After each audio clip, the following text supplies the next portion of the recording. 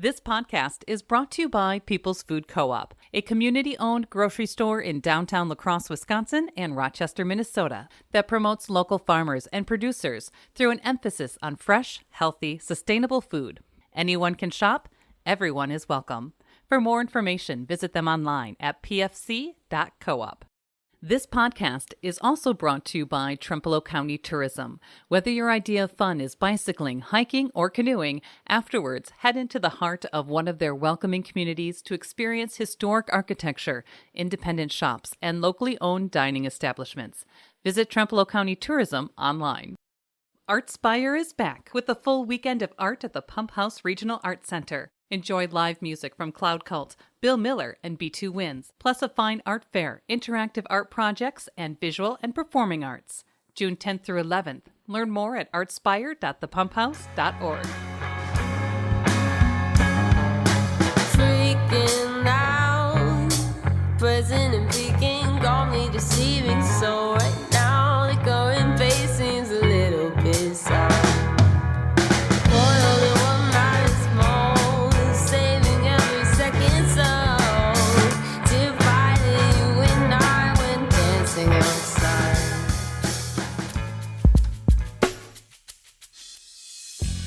We're listening to Charlie Boy, just one of the many musical acts at this year's Artspire, June 10th through 11th. The all-inclusive free community art event is produced and funded by the Pump House Regional Art Center. We get the inside scoop from Allison, Krzych, Assistant Director at the Pump House. You can find more conversations, food reviews, live music, and events on our website, lacrosselocal.com. I'm Amy. And I'm Brent. And this is La Crosse Local. My name is Allison Krzych, and I was born in Manitowoc, Wisconsin, right on Lake Michigan. And I moved to La Crosse in the 90s for the university. So I started at the Pump House in 2020, October, middle of the pandemic, and planned Artspire 2021 and Artspire 2022, which are very different, yet still the same. Well, yeah, I mean, just being at it last year, I know it was kind of toned down due to COVID. Yeah. Only one day. Now looking at your calendar events, it's exploding over 2 days. I know, it's really good. I'm super happy to have interactive arts back. We have a bunch of nonprofits that will be doing interactive arts, so they're back too. Food trucks and beer garden. Art fair and sale, we had that last year. So it's good, always good to put artists back to work. And also one thing that I'm really excited about, you got some ones you're welcoming back, but the musical headliners are always exciting to see down at Artspire as well. I know. I'm really looking forward to it. Some of the favorites of Artspires, but also there's some new ones coming to town too, right? You get as excited to have the people return as the new people, I think. I mean, as I've been planning this, that's been true. So Bill Miller is opening Artspire, and followed by the Ho Chunk Singers and Dancers and Cloud Cult on Friday night. So that'll be a party and we'll all be dancing. Saturday, we're having one main stage right outside the Pump House in the parking lot. And so all performances will be there, and it's a balance of dance from multiple dance centers and live music. And then B-Twins on Saturday night at 7. Last year, the fine art sale, I know to bring, I have to set a budget before I come down there to check out the art. You got to stay focused. It's definitely fine art too, but I mean, it's definitely accessible. Nice. I was looking at the list, and we have half the list are artists that have been there, and half the list are new artists regionally coming in. So that's exciting.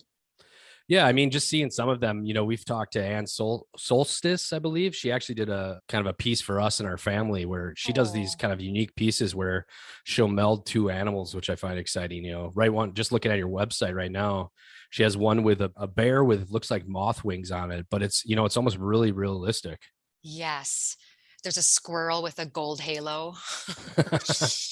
But I mean, just looking through this, from jewelry to, a lot of jewelry, but then you also have like a printmaker who's going to be there. Mm-hmm. You're blurring some lines with some pop art and kind of like some street art components. Mm-hmm. Well, Wood and fiber.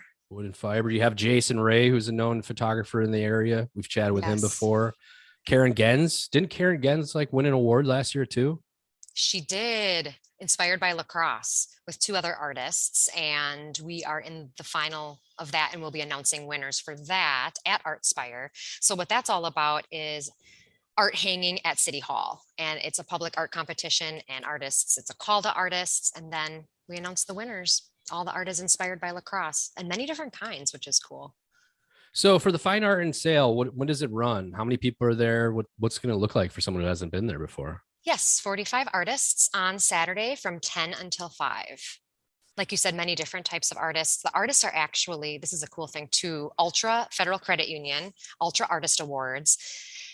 The artist can win $1,000, $500, or two $100 prizes. And that is all about the type of art that's in their booth presentation.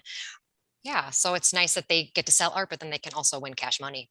Thanks, Ultra. I know as a person with 3 small younger children, I like Artspire just for the Friday nights. I give the kids to grandma. This year, they're old enough. We're going to bring them down for the music for Friday night. Fun. But I just find it to be an accessible, fun festival, just like, quality entertainment, but also like the fine art component, like kind of exposing kids to these different pieces from performance to, everything in dance and music. It's a great time. It really is all types of art and genres. And it is family friendly and kid friendly. The interactive arts are going to be happening at the same time as the art fair and sale. So you can kind of balance that shopping and doing component. We're partnering with Cooley Kidscape. They're making a take and make bird feeder that's out of recycled toilet paper tubes. And the Polytechnic School is doing a public art project that's going to be a collaborative mural that's actually going to end up hanging in their school after. That's a student run project. And then the Cooley Region Humane Society, if you have a pet, bring the pet down too, because we're doing a collaborative pet mural, paw print art. Nice. Stuff to do. So is there anything in particular that getting into the planning of it, I'm sure you've kind of dug into this stuff, but is there any one thing or a couple of things that you're really excited for? Yes, but which one? All of it. It depends what topic you get me on. I mean, I didn't talk about Chalk Fest. That happens every year at Artspire. Last year was so different. We were worried about people touching chalk, and this year we get to have it full-fledged. They have multiple different artists doing big pieces of chalk on the street, but then your kid can come and join them in their own area. So kind of had a little talk beforehand about also exposing musicians, like new musicians or young musicians to actually be on a stage. And we were talking about, kind of a regional band named Charlie Boy that's also going to be hitting the stage as well. Yes. What we were talking about was, how cool it is for some youth to go to a festival and see kids their age performing on stage and think, I can do that too, or I have a voice and people will listen.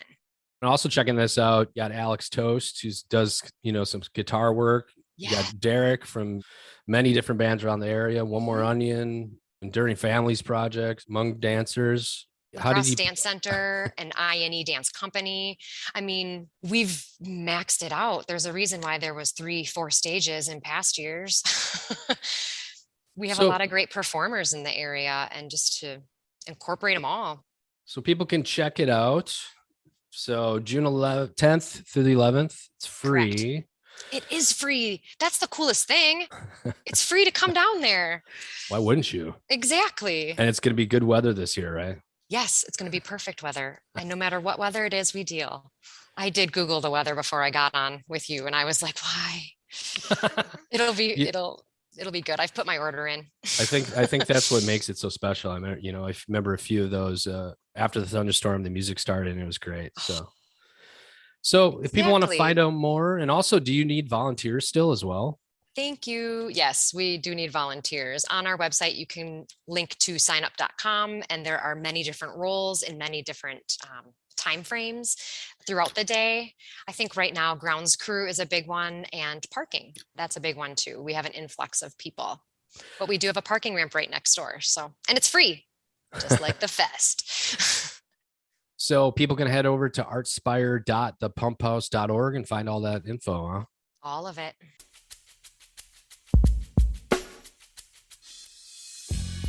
Lacrosse Local Podcast is a production of River Travel Media. Do you have an interview idea you'd like to share with us? Message us on Facebook at Lacrosse Local. Find out more about us at lacrosselocal.com, and you can subscribe to the Lacrosse Local Podcast on your favorite podcast app. If you like us, rate us 5 stars. We appreciate it.